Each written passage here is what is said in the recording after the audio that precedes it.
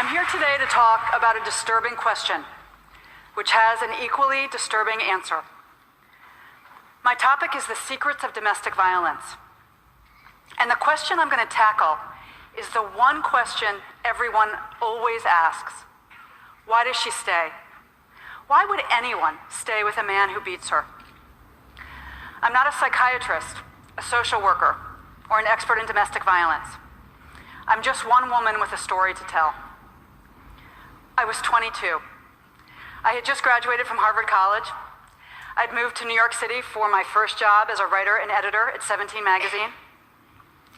I had my first apartment, my first little green American Express card, and I had a very big secret. My secret was that I had this gun, loaded with hollow point bullets, pointed at my head by the man who I thought was my soulmate, many, many times.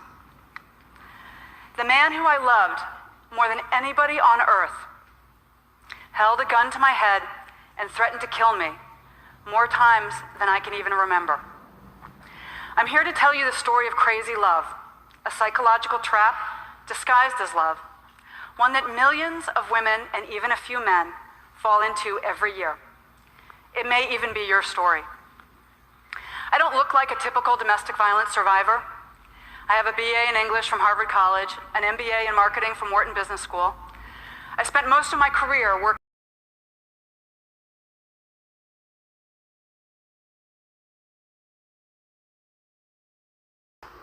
What did he do on Sunday?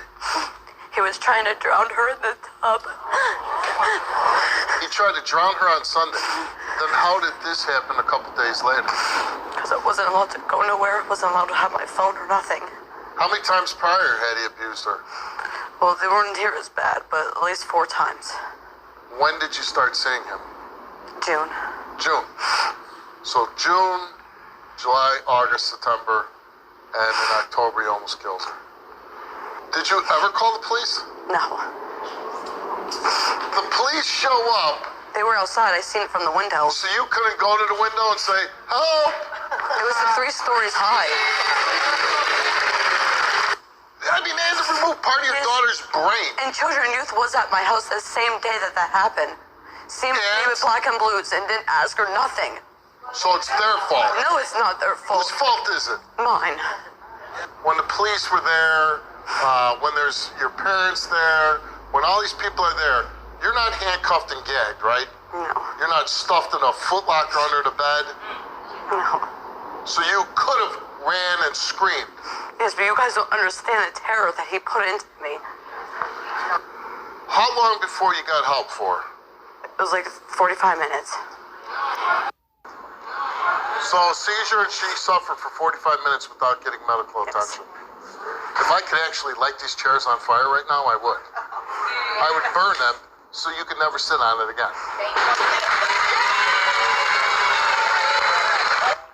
Do you think that if your daughter were to recover, and I'll say this, I really hope she does. She's going to. Well, let's hope so. Do you think that you should get her back? Yes. How would we trust you that you wouldn't put her in a situation? What if another 19-year-old goofball comes along and imprisons you again? It's not going to happen again because I don't want nobody else.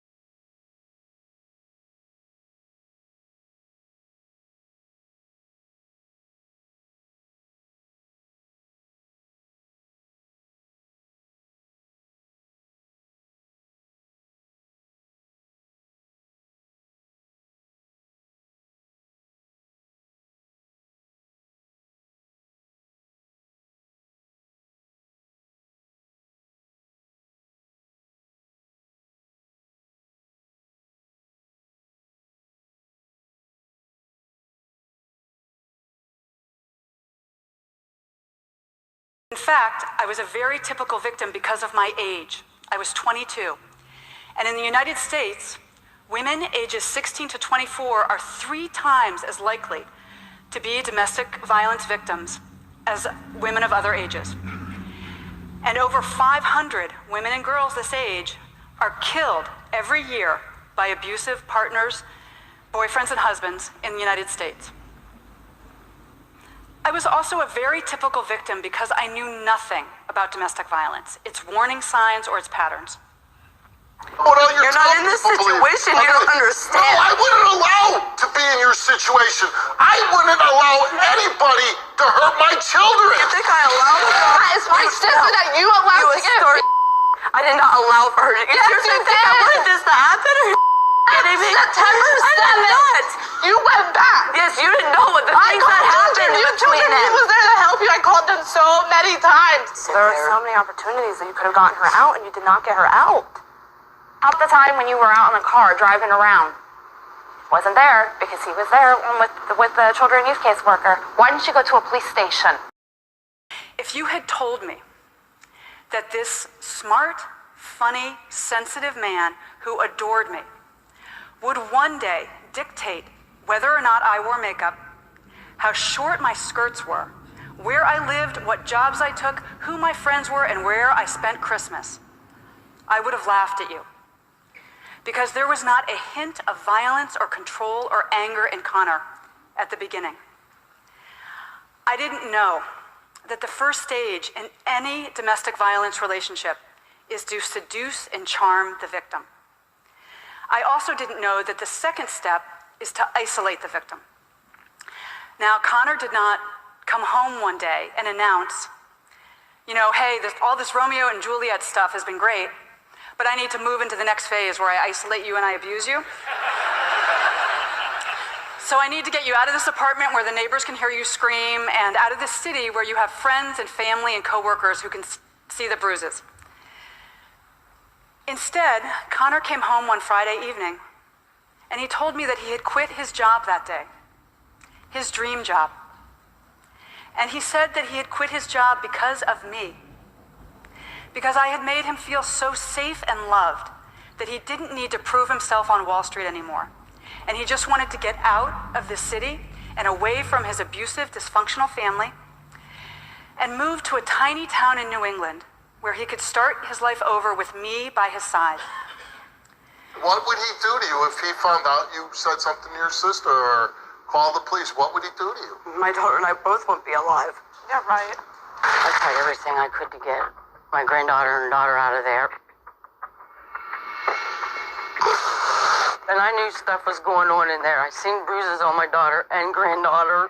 I tried to get my daughter to leave, and he wouldn't let her leave. But knowing everything that I know, hearing your daughter tell the story today, you don't think she did anything wrong? I do. I do think she could have got my granddaughter out of there. This 19-year-old kid who just gave in my daughter's life won't allow me, Grandma, to see my granddaughter. Oh, I went to his house. And? They wouldn't let me in. He wouldn't let me in to see her. And what did you do? I said I want to see my granddaughter. And what happened? They shut the door in my face, and I called the cops. And what happened? Not really much. Your daughter was being abused by a man who came into the relationship as a domestic abuser, and then you see your daughter with a black eye, and you didn't call the police. Not that time. But you called the police because he wouldn't let us see your granddaughter. I called the cops and children and youth, and children and youth didn't want to do anything to help me. So I didn't Why really did know. you call children and youth, though? For him abusing my granddaughter and How daughter. did you know about that? I've seen the bruises on my granddaughter When was this? on the 4th of July. Oh, so the abuse already had started on the 4th of July. Your daughter said that didn't start until months later. Do you feel you did enough to protect your daughter and your granddaughter? No, I felt that I wanted to do more, but I didn't know what to do. You had opportunity to get your daughter help. You had opportunity to protect her. Your mother showed up at the door. She called the police. The police were called to your house. You have talked to your sisters multiple times on the phone. You were over at your sister's house. You went to a 4th of July party without your boyfriend. You never did anything. Well, that's And your opinion. No, it's not my opinion. Yes, it is. It's a fact. No, it's not. It's a fact. Okay. I don't need a test to tell me that you failed your daughter. I don't need a test to tell me that when it came to your own daughter who's fighting for life, that you're a coward.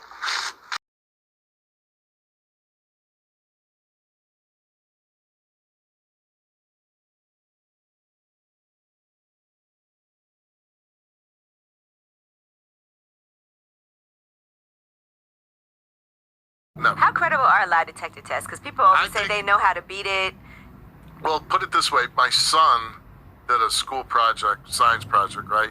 So he did that lie detector test, and he came in with my guy, Dan Ribicoff, and he did the, tests and stuff, and it was 100%. You know what I mean? So, like, would I ever take one? Hell no.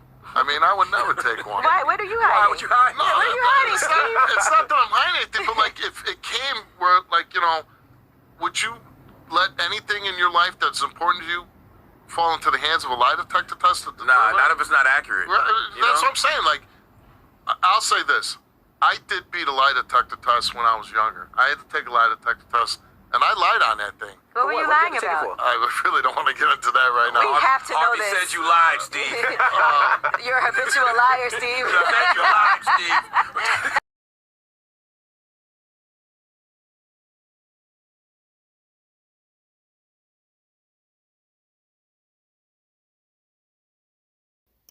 I don't need a test to tell me that you're one of the most miserable mothers. Thank I've you. ever- You're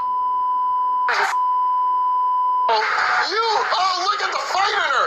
That's the fight everybody wanted to see when you had your daughter. That's the fight. Yeah, look at, she's pushing the door. Yes, because you're When you were with that guy. Yes, and I got kicked out of me every single time. Where was that fight And I at? did try. Where's I all did this? try. No, And all they you did was give me You air said and you get went to my your daughter sister's. You didn't injured. say anything. Yes, because Not it a was word. me. You didn't do That was anything. my fight All between this him and fight I. that you were doing, Yes, that was should have been our doing fight. it My then. daughter had Now nothing your to do daughter with it. might die. My daughter, no, because she's not going of to die.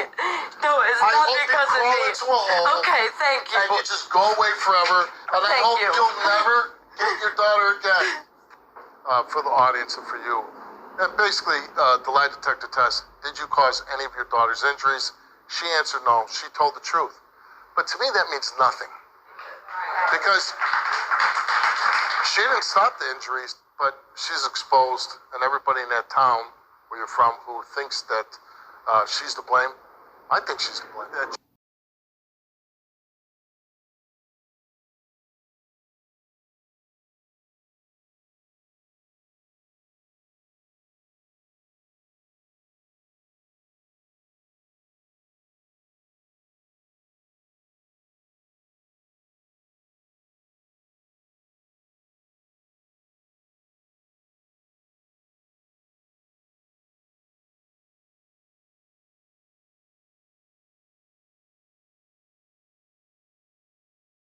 When you're married, that's not, no one's the boss. You have a partnership. No, that's you not. do what I you mean, want. come on. It There's always is. a boss. Yeah. Mike's sitting right over there, so.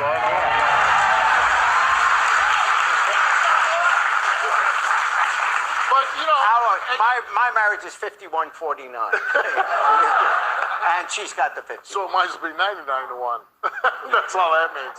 I had no idea I was falling into crazy love, that I was walking headfirst into a carefully laid physical, financial, and psychological trap.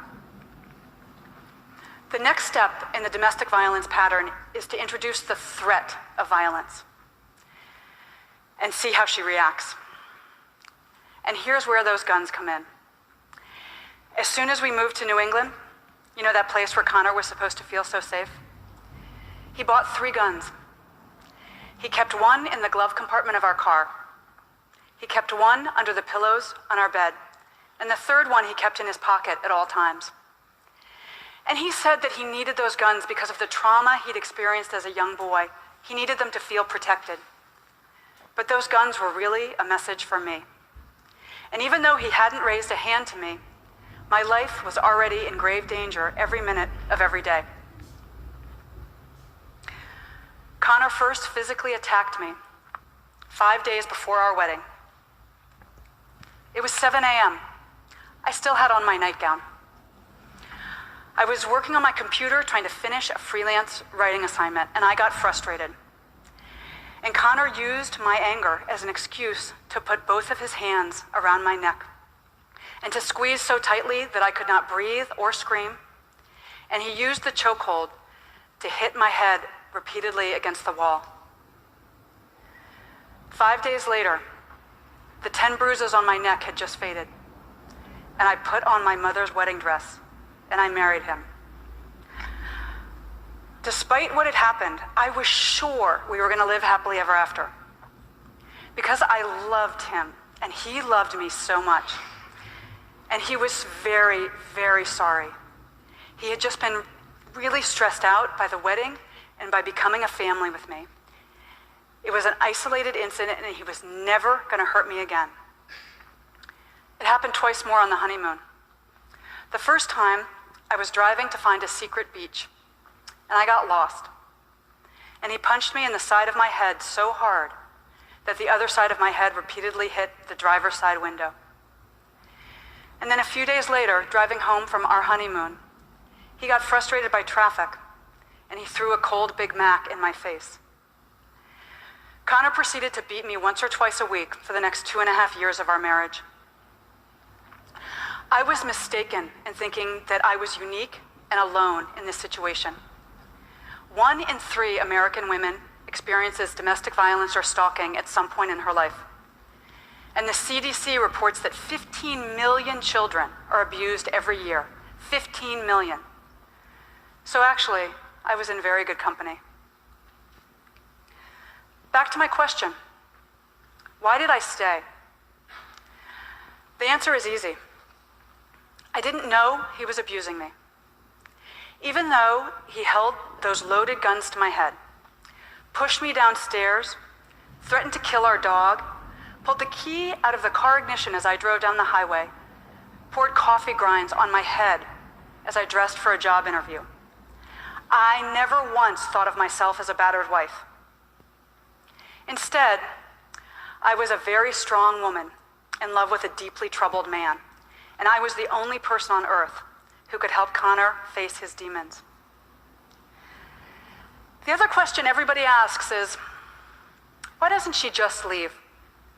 Why didn't I walk out? I could have left any time. To me, this is the saddest and most painful question that people ask, because we victims know something you usually don't. It's incredibly dangerous to leave an abuser, because the final step in the domestic violence pattern is kill her. Over 70% of domestic violence murders happen after the victim has ended the relationship, after she's gotten out, because then the abuser has nothing left to lose. Other outcomes include long-term stalking, even after the abuser remarries, denial of financial resources, and manipulation of the family court system to terrify the victim and her children, who are regularly forced by family court judges to spend unsupervised time with the man who beat their mother. And still we ask, why doesn't she just leave? I was able to leave because of one final sadistic beating that broke through my denial. I realized that the man who I loved so much was going to kill me if I let him. So I broke the silence. I told everyone. The police, my neighbors, my friends and family, total strangers. And I'm here today because you all helped me. We tend to stereotype victims as grisly headlines, self-destructive women, damaged goods. The question, why does she stay, is code for some people for it's her fault for staying. As if victims intentionally choose to fall in love with men intent upon destroying us. But since publishing Crazy Love, I have heard hundreds of stories from men and women who also got out, who learned an invaluable life lesson from what happened, and who rebuilt lives, joyous, happy lives, as employees, wives, and mothers, lives completely free of violence. Like me, because it turns out that I'm actually a very typical domestic violence victim and a typical domestic violence survivor. I remarried a kind and gentle man